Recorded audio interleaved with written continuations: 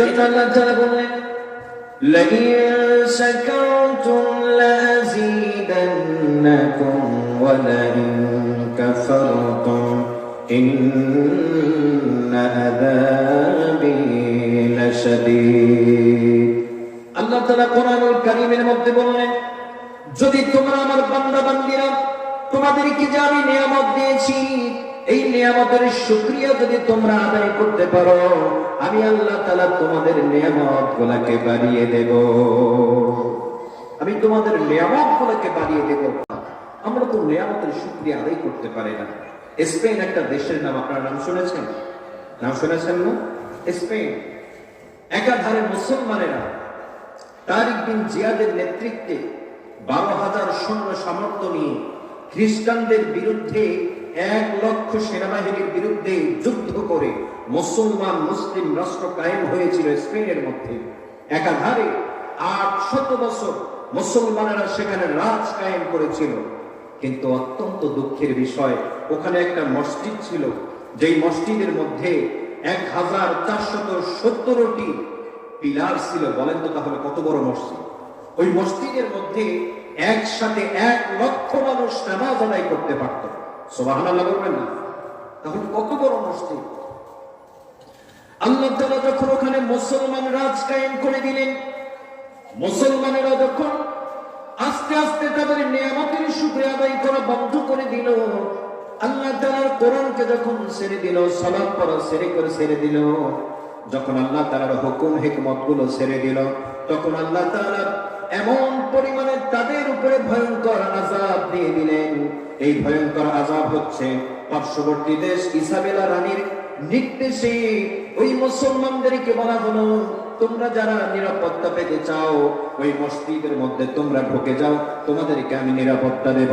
মুসলমান সন্তান সন্তনাদি নারী পুরুষ যখন ওই 1 লক্ষ মসজিদের নামাজ যেখানে হয়, মুসল্লিরা যেই মসজিদের মধ্যে নামাজ পড়ে, ওই মসজিদের মধ্যে 7 লক্ষ মানুষ ঢুকে যখন তারা আশ্রয় নেওয়া শুরু করে দিল রানী ইসাবেলার নেতৃত্বে, তখন ওই মসজিদের মধ্যে ভয়ঙ্কর যখন আগুন জ্বালিয়ে দেওয়া হলো, এই আগুনের মধ্যে ঝলসে এবং পুড়ে 7 লক্ষ মুসলমান শহীদ হয়ে গিয়েছে।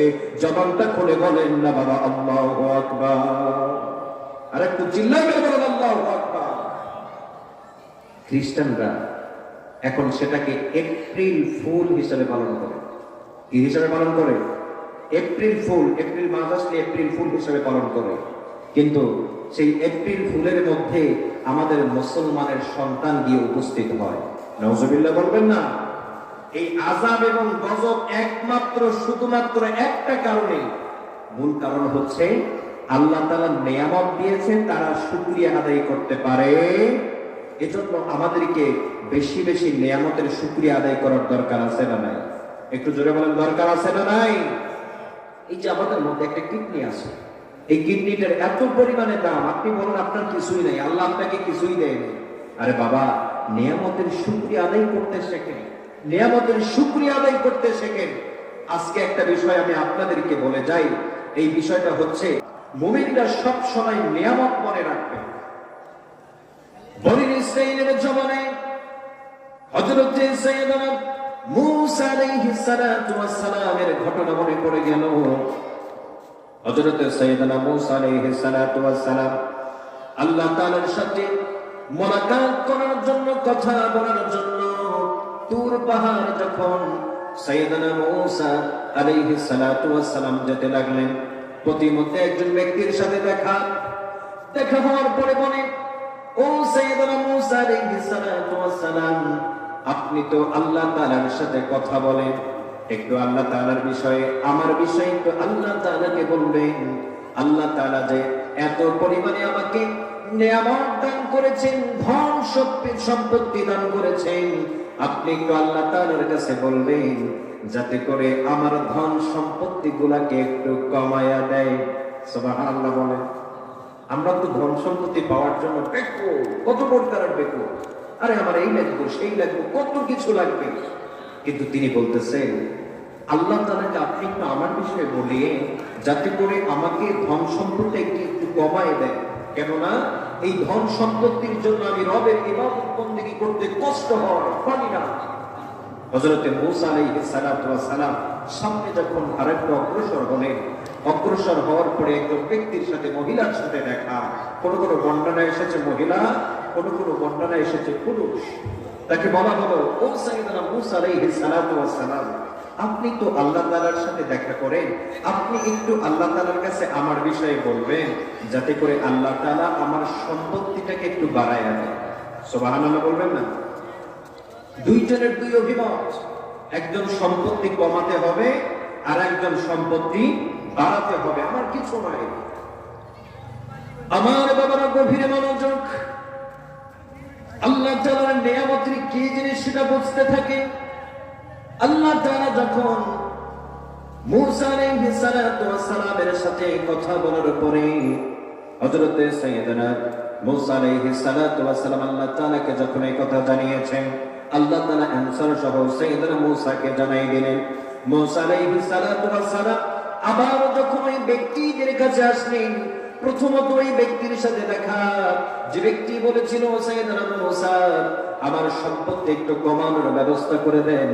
মূসা আলাইহিস সালাতু ওয়াস সালাম আসার পরে বলে, ও ব্যক্তি, আল্লাহ তাআলা তোমাকে বলেছে তুমি যেন আল্লাহ তাআলার নিয়ামতের শুকরিয়া একটু কম করো, তাহলে আল্লাহ তাআলা অটোমেটিক তোমার সম্পত্তি যা আছে সমস্ত কিছু কমায় দিবেন।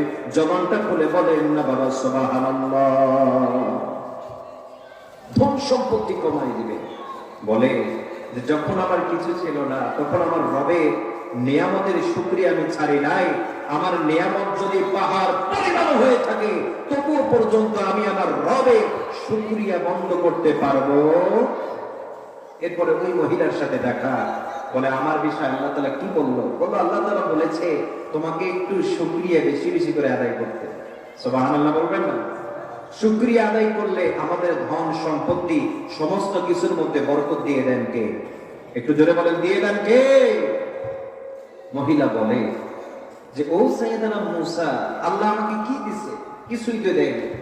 তেমন আমি কিছুই পাই নাই, ভালো করে খাইতে পারি না, ভালো করে চলতে পারি না, আল্লাহ আমারে কি দিল? সাইয়েদনা মূসা আলাইহিস সালাতু ওয়াস সালাম বললেন, আপনাকে আল্লাহ তাআলা এত পরিমাণে এত কিছু দান করেছেন, কিন্তু আপনি এই নিয়ামতের শুকরিয়া আদায় করতে পারলেন না। মনে রাখবেন, আমরা তো এখন নিয়ামতের শুকরগুজারি নই। আগের জামানায় যখন নিয়ামতের শুকরিয়া আদায় করা হতো না, মানুষ যখন গুনাহের কাজে লিপ্ত হয়ে যেত, তখন অটোমেটিক আল্লাহ তাআলার পক্ষ থেকে গজব আযাব নেমে আসতো। আমরা আমাদের উপরে কেন গজব আযাব নেমে আসে না? এর কারণ হচ্ছে আমরা শ্রেষ্ঠ নবীর শ্রেষ্ঠ উম্মত। জবানটা খুলে বলেন না বাবা সুবহানাল্লাহ। মূল কারণ এটাই। সাথে সাথে ওই মহিলা যখন নিয়ামতের শুকরিয়া আদায় করলো না, অকৃতজ্ঞ বান্দি যখন হলো, তখন আল্লাহ তাআলার পক্ষ থেকে তার যে মাথা গোজানোর মতো একটা ঘর আছে, আল্লাহ তাআলা সাথে সাথে সেই ঘরটাকে ধ্বংস করে দিলেন। জবানটা খুলে বলেন না বাবা নাউযুবিল্লাহ।